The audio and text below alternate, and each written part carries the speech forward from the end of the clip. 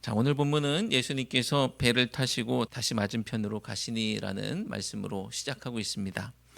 마가복음 5장을 크게 두 부분으로 나눌 수가 나눈다면 오늘부터 두 번째 부분이 시작된다라고 볼 수가 있겠죠. 예수님께서는 4장에서 하나님 나라 비유의 말씀을 주시고서 저편으로 건너가자고 하신 후에 갈릴리 바다를 건너오시고 군대 귀신이 사로잡고 있던 한 사람을 고치셔서 새로운 삶을 주셨습니다. 그 지역의 사람들이 예수님을 받아들이지 못하고 떠나달라고 말하자 그 사람은, 귀신 들렸다가 해방된 그 사람은 예수님과 함께 가고자 했지만 예수님은 그에게 이르시기를 돌아가서 예수님께서 자기에게 어떤 큰 일을 행하시고 불쌍히 여기셨는지를 가족들에게 알리라고 말씀하십니다. 그런데 20절 말씀을 보니까 이 사람은 자기 가족들에게만 알린 것 같지가 않아요. 데가볼리에 전파했다라고 합니다. 데가볼리라는 것은 한 도시 또 한 마을이 아니고요. 데가볼리 지역입니다. 데가볼리는 넓은 지역인데 이 데가볼리가, 이 데가가 10이라는 의미가 있고 폴리스 10개의 도시가 있는 지역이에요. 그리고 작은 마을들도 있겠죠. 그러니까 넓은 지역, 특별히 그 지역은 또 이방 사람들이 많이 사는 지역입니다. 그 데가볼리에 전파했다고 합니다. 그 지역 전체가 어떻게 보면 예수님의 소식을 들었고 알게 되었는데 어떻게 이 사람이 혼자 그것을 한 것일까라는 의문을 가질 수가 있습니다. 그래서 추측하기는 그 사람이 혼자 다 전했다기보다는 그 소문을 듣고 그 사람에게 나와서 듣고 그렇게 전해지는 일들이 있었지 않았을까라는 생각을 하게 되죠. 그런데 그들의 반응입니다. 20절 끝에 보면 이렇게 반응하죠. 모든 사람이 놀랍게 여기더라. 모든 사람이 예수님의 이야기, 그리고 이 귀신 들렸던 사람이 해방된 이야기를 듣고서 놀랍게 여겼다라고 반응하고 있습니다. 저는 곰곰이 생각해 봅니다. 과연 무엇을 놀랍게 여긴 것일까? 군대 귀신 들렸던 사람이 어떤 말을 어떻게 했길래 놀랍게 여긴 것일까? 보통 사람들은 자기가 당한 일을 부풀려서 말하는 경향이 있습니다. 그죠? 낚시꾼들 생각하시면 요만한 거 잡아놓고서 팔뚝만한 거 잡았다고 허풍을 떠는 그런 사람들도 있고, 또 싸움을 하더라도 한 두세 명하고 싸운 걸 갖다가 몇 명 17대 1로 싸웠다고 하는 경우도 있고, 군대 갔다 온 사람들은 자신의 군대 경험을 한 100배 이상 뻥튀기 하기도 합니다. 그러니 이 군대 귀신 들렸던 이 사람도 자기가 경험한 것을 그렇게 부풀려서 이야기했기에 사람들이 그렇게 놀란 것일까? 그런 생각도 할 수 있겠죠. 물론 그랬을 수도 있을 겁니다. 너무나 놀라운 일을 당했기 때문에, 경험했기 때문에 그가 말하는 것에 조금의 보탬이 있을 수도 있었겠죠. 하지만 우리는 사람들의 놀라움의 반응의 근거가 그의 말, 그의 언변에 있는 것이 아니라 예수님에게 있다는 것을 보게 됩니다. 성경의 기록의 맥락에서 허풍이 아닌 다른 놀랄 만한 일들이 있었다는 것을 우리는 마가복음 1장과 2장 말씀을 통해서 계속 보아왔죠. 마가복음에서 놀랄 일은 예수님의 가르침, 그리고 예수님의 행하심입니다. 사람들은 예수님의 입술에서 나오는 천상의 가치에 마음이 녹아내렸고, 그리고 예수님께서 권능으로 행하시는 일들을 보고서 도무지 이 땅의 것이 아니라는 것을, 이 땅에서 볼 수 없다는 것을 알고서 하늘의 일이구나라는 것을 보고 놀랐던 것입니다. 듣도 보도 못한 일들을 듣고 봤으니 놀랄 수밖에 없지요. 예수님의 가르침, 예수님의 행하심, 결국 사람들이 예수님에게서 들었던 것이 무엇이며 보았던 것이 무엇이냐? 다른 삶의 방식, 또 다른 가치였던 것입니다. 서기관들과 다른 삶의 방식, 로마인들과는 다른 삶의 방식, 그들이 가르쳐주고 살라고 했던 것과는 전혀 다른 가치와 삶의 방식 말입니다. 그들은 생각하기를 삶은 그저 로마라는 군대 귀신의 노예로 그냥 그렇게 사는 것인 줄 알았는데 그게 아니라는 것을 알았고, 삶은 그저 로마가 말하는 성공 방식대로 욕심을 따라 살아가는 것인 줄 알았는데 그게 아니라는 것을 알았습니다.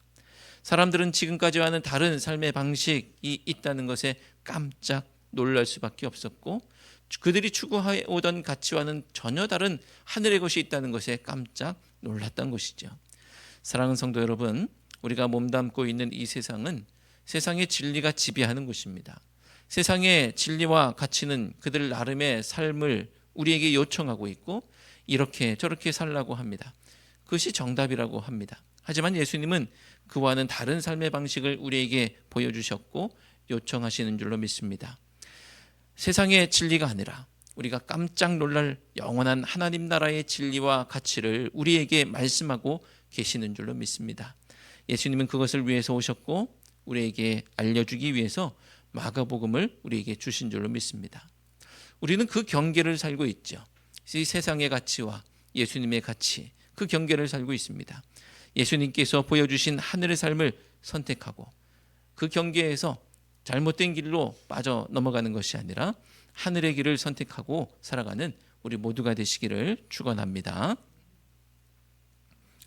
자, 그리고 오늘 그렇게 깜짝 놀라 예수님 앞으로 온 두 명의 사람이 또 나옵니다. 사람들이 다 놀라고 반응을 하고 있지만 특별히 오늘 두 명에 대해서 언급하고 있는데 바로 12살 딸을 둔 회당장 야이로, 그리고 12해 동안 혈루증을 앓았던 여인입니다. 오늘 본문은 23절의 짧지 않은 본문입니다. 회당장 야이로에 대한 이야기로 시작해서 혈루증을 앓고 있는 여인의 이야기가 잠깐 나오고 또 다시 회당장 야이로의 이야기로 끝나고 있기 때문에 우리는 이런 것을 샌드위치 구조라고 부릅니다. 어떤 이야기 사이에 어떤 이야기가 끼어 있어요. 가운데 있는 이야기도 중요하게 강조점이 있는 것이겠지만 가운데에 있는 것만 쏙 빼서 먹는 사람 없듯이 앞뒤 이야기까지 한꺼번에 이 이야기를 살펴보게 됩니다. 먼저 야이로의 이야기를 한번 살펴봅니다. 야이로에게는 12살 된 딸이 있었죠. 그런데 웬일인지 그 이유는 알 수 없지만 죽을 수밖에 없는, 죽음을 걱정해야 할 정도의 병이 들어서 몸져 누워 있습니다. 딸이 죽어가고 있는데 가만히 있을 수는 없겠죠. 그가 할 수 있는 모든 일들을 다 했을 겁니다. 다 했었겠죠. 근데 그게 잘 안 됐던 모양입니다. 그러니까 예수님 앞에 나가는 것이죠. 왜 마지막 수단으로 다 해본 다음에 예수님에게 나갔을 것이다 라고 생각하느냐 하면 그가 회당장이기 때문에 그렇습니다. 회당장, 유대교의 중요한 직책이죠. 유대교를 지탱하고 있는 중요한 사람 중에 한 명인 것이 분명합니다. 근데 우리는 지금까지 살펴본 말씀 속에서 유대교의 종교 지도자들이 예수님을 어떻게 하고자 했다라는 사실을 보았느냐 하면 죽이고자 했다라는 거예요. 죽일 계략을 꾸미기 시작한 것을 우리가 알고 있습니다. 유대의 종교 지도자들은요, 예수님에 대해서 썩 마음에 들어 하지 않았고 아마 그들 사이에서는 경계령이 내렸을 거예요. 예수님하고 가까이 지내지 마. 사람들이 예수님에게 나가지 못하도록 해. 이런 얘기를 했겠죠. 그리고 어떻게 하면 죽일 수 있을까? 그런 생각을 품었을 텐데, 그런데 이 회당장이 예수님에게 나아갔다라는 것은요, 쉽지 않은 일입니다. 어려운 일입니다. 마음 먹어야 되고 큰 마음 먹어야 할 수 있는 일인 것이죠. 자기가 몸담고 있는 세계에서 찍힐 수도 있고 거기서 축출당할 수도 있고 다양한 불이익과 손해를 감수해야 하는 일이었을 것입니다. 경계선을 넘는 것은 정말 하기 어렵고 힘든 결정이 되는 것이죠. 과연 무엇이 야이로가 예수님 앞에 나오게 한 것이냐? 야이로는 자기가 속한 세계가 말해주는 대로 다 했을 거예요. 그런데 결과는 어떻게 됐습니까? 23절 말씀을 봅니다. 그 중에 굵은 글씨 한번 읽어볼까요? 내 어린 딸이 죽게 되었사오니. 자, 내 어린 딸이 죽게 되었다라는 겁니다. 지금까지 그 세계 안에서 할 수 있는 것은 다 해보았지만 죽게 된 거예요. 죽게 생기면 어떤 대가를 치르고 손해를 보더라도 경계를 넘게 되어 있습니다. 이것은 그가 몸담고 있는 세계가 얼마나 소망이 없는 세계인지, 그가 추구하는 가치가 얼마나 무가치한 것인지, 그가 귀 기울였던 속삭임들이 얼마나 의미 없는 것들이었는지를 보여주는 것입니다. 우리 귓가에도 이런 속삭임들이 있지 않습니까? 누구나 추구하는 세상에 성공신화도 있고, 이렇게 하면 성공하고 부자 된다는 방법론들이 있고, 무엇을 사고 모아야 한다는 소문들이 무성합니다. 그런데 정말 그렇게 했더니, 또 그렇게 열심히 살아왔더니 죽어가는 어린 딸이 살아났느냐? 아니었습니다. 야이로가 그것을 깨달은 것이죠. 무언가 잘못됐고 인생을 잘못 살았다는 것을 알았습니다. 지금까지의 삶은 귀신 들려 사는 인생이었던 것이지 생명을 얻는 인생은 아니었던 거야. 마치 귀신이 사람을 사로잡아 엉뚱한 길로 인도했던 것처럼 세상의 가치가 자신을 사로잡아 생명을 주는 것이 아니라 사망의 길로 인도하고 있다는 것을 야이로가 너무나도 뚜렷하게 본 것입니다. 그리고 예수님에 대한 이야기를 듣고 깜짝 놀랐죠. 예수님의 가르침과 행하심은 잠들어 있던 그를, 무언가에 사로잡혀 있던 그를 흔들어 깨우기에 충분했습니다. 평생을 그렇게 살아왔는데 빨리 그 자리에서 도망치고 벗어나야 한다는 사실을 깨달았어요. 예수님이라는 새로운 소망을 보았습니다. 그는 이전까지 자기가 몸담았던 세계가 말하고 보여주었던 것과는 전혀 다른 예수님, 듣도 보도 못한 이야기를 담고 있는 예수님에게로 가면 거기에 생명이 있을 것이라는 것을 마음으로 고백했고, 그 믿음의 고백을 몸으로 보여주었습니다. 22절 끝에 있는 말씀, 굵은 글씨 함께 읽겠습니다. 예수를 보고 발 아래 엎드리어. 아멘. 예수님께 나와 엎드리는 자에게 소망이 있는 줄로 믿습니다.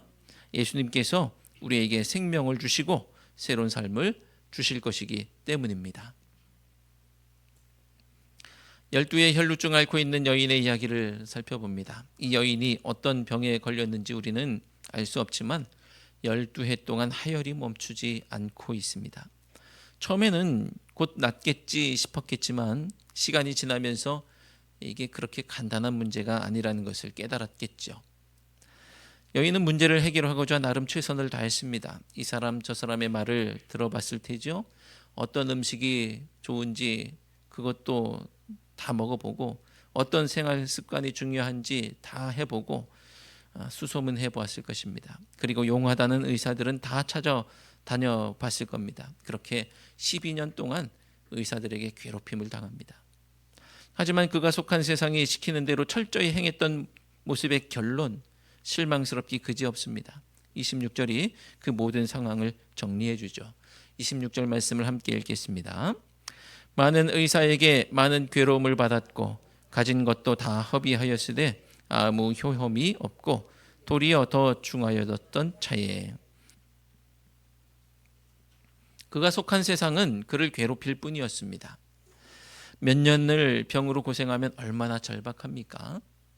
병든 자의 절박함을 악용해서 자기 배만 불렸던 이 세상의 모습이 있습니다. 도둑이 와서 도둑질하고 죽이고 멸망시키는 것처럼 그의 인생은 탈탈 털렸습니다.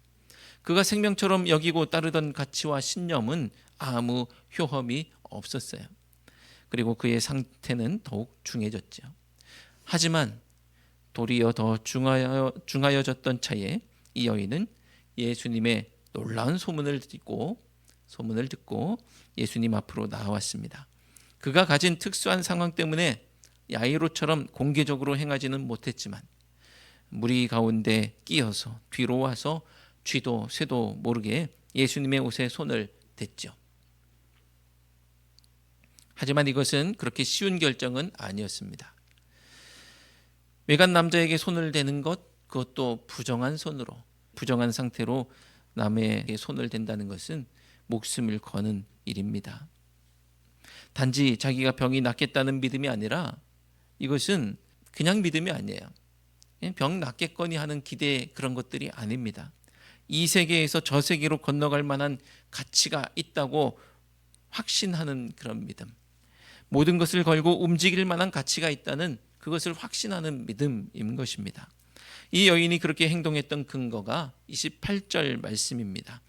28절 말씀을 함께 읽겠습니다. 이는 내가 그의 옷에만 손을 대어도 구원을 받으리라 생각함일러라. 아멘. 이 여인이 들었던 예수님에 대한 놀라운 소문으로 인해서 그는 자신을 구원할 뿐이 지금까지 자기가 마음을 주고 몸담고 있던 이 세계가 아닌 하늘에 속한 예수님이라는 것을 알 수가 있었습니다. 도리어 더 중하여졌던 차에 그가 몸담고 있던 세상의 가치가 얼마나 소망이 없는 것인지 깨닫고서 그야말로 깜짝 놀라서 예수님 앞으로 나온 것입니다. 회당장 야이로와 혈루증 여인에게 예수님은 새로운 세계입니다. 새로운 가르침입니다. 새로운 삶의 방식입니다. 그분 앞에 나와서 엎드리고 이전의 것들을 뒤로 하고 따라야 할 그분이 바로 예수님이었던 것이죠. 이 이야기는 단순히 예수님 앞에 나오면 병이 낫고 죽었던 자가 살아난다라는 그런 표면적인 이야기가 전부가 아닙니다. 마가복음이 이 이야기를 통해서 우리에게 말하고 싶은 것은 이전까지 그들이 엉뚱한 것들을 추구하며 엉뚱한 것들을 심고 살아왔었지만 경계선을 넘어서 이제 하늘을 추구하고 하늘을 심는 그것에 대한 관심을 가지게 되었다는 것입니다. 경계선을 넘을 때 그들의 삶이 바뀌기 시작했습니다. 29절 말씀입니다. 함께 읽겠습니다. 이에 그의 혈루 근원이 곧 마름에 병이 나은 줄을 몸에 깨달으니라. 아멘. 그의 삶을 엉망으로 만들었던 근원이 뿌리째 뽑혔습니다. 회당장 야이로의 경우에는 딸이 이미 죽었다는 소식을 듣기는 했지만 그래도 그의 집에 임하셔서 달리다금 소녀를 일으켜 세우신 예수님의 은혜로 그의 딸은 살아났고 그의 삶은 바뀌어 나갑니다. 이 일이 우리에게 일어나야 할 줄로 믿습니다. 예수님은 이전 세계에서 새로운 세계로 넘어오는 과정을 믿음이라고 하십니다. 몸담고 있던 곳에서 박차고 일어나는 것이 믿음이라고 하십니다. 아브라함이 그랬고 제자들이 그랬습니다. 하나님의 말씀에 근거하여 이전에 의지하던 것들을 내팽개쳐버리고 새로운 세계를 향하여 발걸음을 옮겨 나갔을 때 그는 믿음의 조상이 되었습니다. 그리고 제자들도 물고기를 잡던 그물을 내던졌을 때 사람을 낚는 어부가 될 수 있었던 것이죠. 미련 때문에 그대로 머물러 있으면 새 삶을 살 수가 없습니다. 새 기술, 새 기계, 새로운 그 무엇이 됐든 덮어놓고 거부하고 옛것만 추구하면 하늘을 누리지 못합니다. 큰 마음을 먹어야 할 수 있는 것입니다. 그 큰 마음을 우리는 믿음이라고 합니다. 믿음으로 한 발짝씩 떼면 새 세계가 열립니다. 우리가 믿음으로 한 발 한 발 내디딜 때 예수님께서 놀라운 일을 행하십니다. 내가 예수님 앞에 나와 예수님의 옷자락을 만졌을 때 예수님은 나의 부정함을 가져가서 대신 짊어지시고 나에게 정함을 주시는 줄로 믿습니다. 예수님이 부정해지심으로 우리에게 정함을 주십니다. 율법은 율출병에 걸린 사람을 부정하다고 하고 그와 접촉하면 그가 부정해진다고 하죠. 예수님은 여인이 옷자락을 만졌을 때 당신이 부정해지시는 것을 마다하지 않으셨어요. 예수님께서 스스로 부정함을 짊어지신 것은 우리에게 정함을 주시기 위함인 줄로 믿습니다. 예수님 앞에 나와서 엎드렸을 때 예수님은 죽은 딸의 손을 잡으셨습니다. 율법에서 죽은 자와 접촉하는 것을 부정하다고 여겼죠. 예수님께서는 우리에게 생명을 주시기 위해서 죽음을 대신 짊어지시고 우리의 부정을 대신 짊어지신 줄로 믿습니다. 이것이 내가 믿음으로 모든 것을 뒤로 하고 경계선을 넘어서 예수님 앞으로 나아올 때 벌어지는 일들이에요. 스스로 더럽혀지심으로 깨끗게 하시고 스스로 부정해지심으로 살리시며 또 스스로 십자가에서 죽으심으로 영원한 생명을 주셨습니다. 이것이 예수님께서 우리를 사랑하시는 방법이에요. 죽게 되었을 때 도리어 중하여졌을 때 나의 선택은 무엇입니까? 더 늦기 전에 큰 마음을 먹고 회당장이 속했던 세상, 여인이 속했던 세상에서 하나님이 이끄시고 예수님이 펼쳐내시는 세상으로 넘어가서 믿음을 고백하며 예수님 발 앞에 엎드리는 우리 모두가 되시기를 주님의 이름으로 축원합니다. 기도하겠습니다. 하나님, 거라사의 군대 귀신 들렸던 자를 구원하시기 위해서 바다의 경계를 넘으시고 갈릴리와 이방의 경계를 넘으셨던 예수님을 기억합니다. 그리고 저희를 구원하시기 위해서 하늘과 땅의 경계를 뛰어넘으신 예수님도 기억합니다. 성속의 경계를 넘나드셨던 것이 예수님께서 저희를 사랑하신 방법임을 깨닫게 하시니 감사합니다. 저희들도 경계를 넘기 원합니다. 세상이 울타리 친 경계를 넘기 원하고 내 마음이 울타리 친 경계를 뛰어넘기 원하며 경제적 손익과 유불리가 울타리 친 경계를 넘기 원합니다. 큰 마음을 주셔서 뛰어넘어 하나님께로 향하게 하시옵소서. 삶으로 경계를 넘는 것이 하나님께 믿음을 고백하는 방법임을 깨닫게 하시고 야이로처럼 혈루증 여인처럼 예수님처럼 큰 마음으로 훌쩍 뛰어넘는 저희가 되게 하옵소서. 그리고 그 너머에서 새롭게 펼쳐지는 생명을 누리게 하옵소서. 예수 그리스도의 이름으로 기도드리옵나이다. 아멘.